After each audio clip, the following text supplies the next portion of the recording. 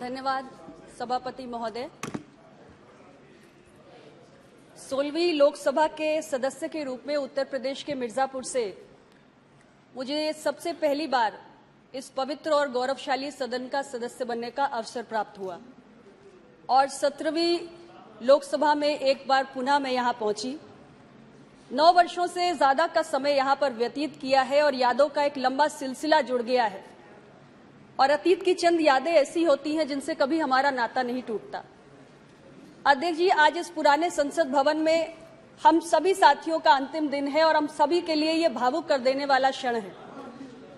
ये पुरानी संसद जो देश की नीति के मार्गदर्शन की एक शानदार विरासत संजोए हुए है, आज के बाद से ये इतिहास में दर्ज हो जाएगी और हम सभी कल एक नए आधुनिक सुविधाओं से लैस एक भव्य नए संसद भवन में प्रवेश करेंगे। अध्यक्ष जी, भले ही इमारत बदल रही हो, लेकिन हम में से किसी का भी दायित्व बदलने वाला नहीं है। आज जो इस पुरानी संसद भवन में बैठकर हमने किया है, कल वही लोकतंत्र को मजबूत करने का दायित्व हमें नए संसद भवन में भी उसी उमंग और उत्साह के साथ निभाना है।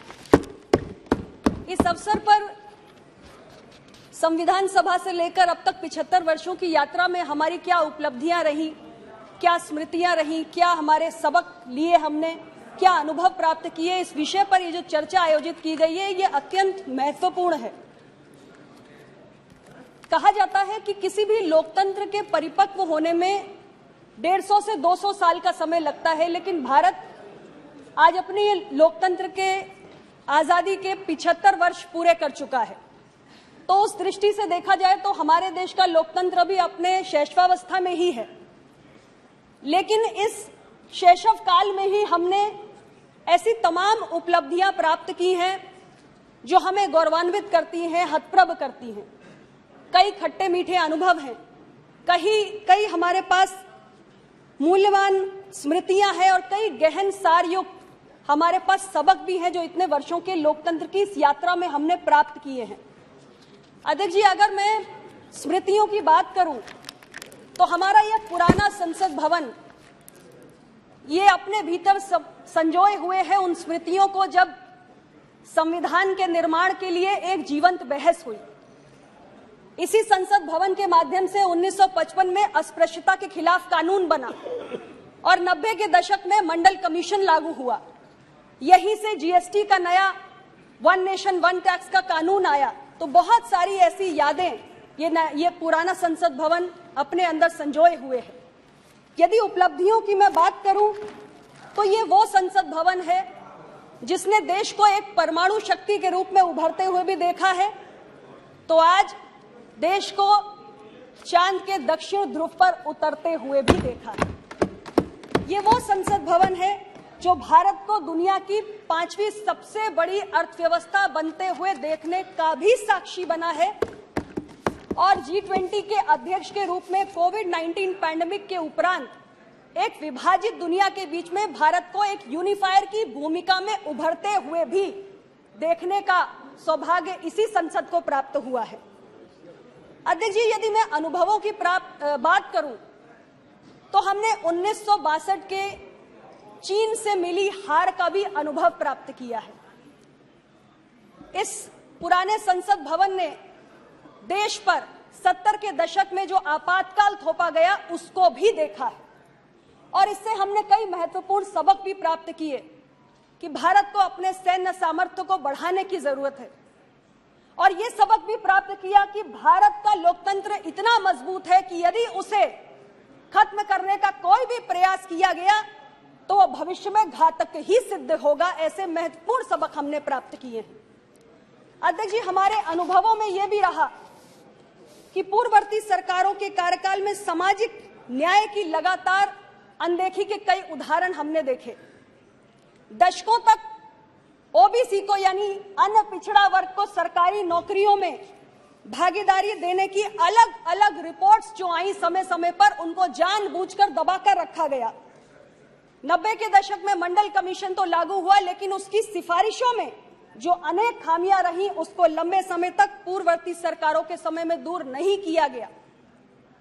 आज वर्तमान समय में मोदी जी की सरकार के नेतृत्व में देश के पिछड़े समुदाय के हित में कई महत्वपूर्ण फैसले लिए गए, जिनकी समय समय पर हमने चर्चा की है।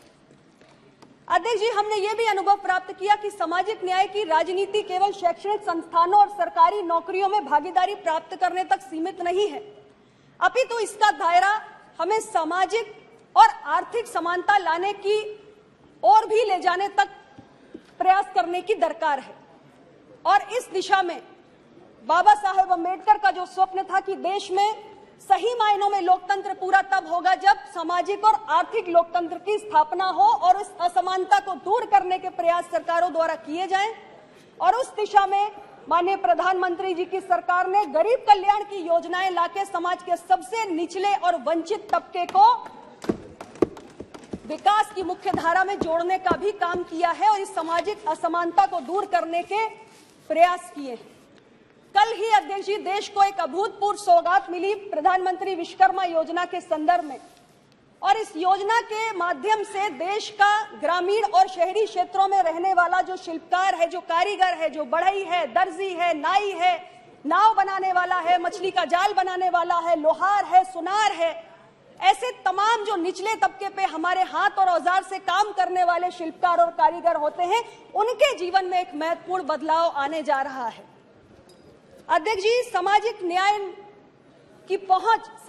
न्याय का सिद्धांत हमें यह भी सिखाता है कि न्याय की पहुंच अंतिम पायदान पे खड़े हुए व्यक्ति तक होनी चाहिए। और हमने ये अनुभव प्राप्त किया है। माननीय राष्ट्रपति महोदया ने भी संविधान दिवस के दिन देश को अपनी चिंता से अवगत कराया था कि आज भी न्याय की पहुंच की जो रफ्तार है वंचित तबकों तक, वो बहुत धीमी है और इस रफ्तार को हमें तेज करने की दरकार है।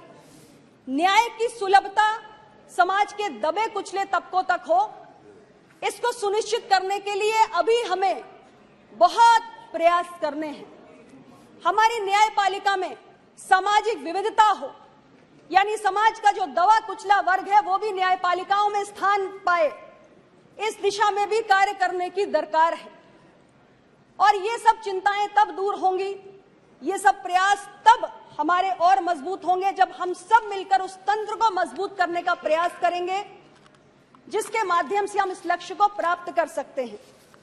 अध्यक्ष जी, बाबा साहेब अम्बेडकर ने कहा था कि मजबूत से मजबूत माने जाने वाला संविधान फेल हो सकता है और कमजोर से कमजोर समझा जाने वाला संविधान सफल हो सकता है यदि इसको लागू करने वाला तंत्र मजबूत हो।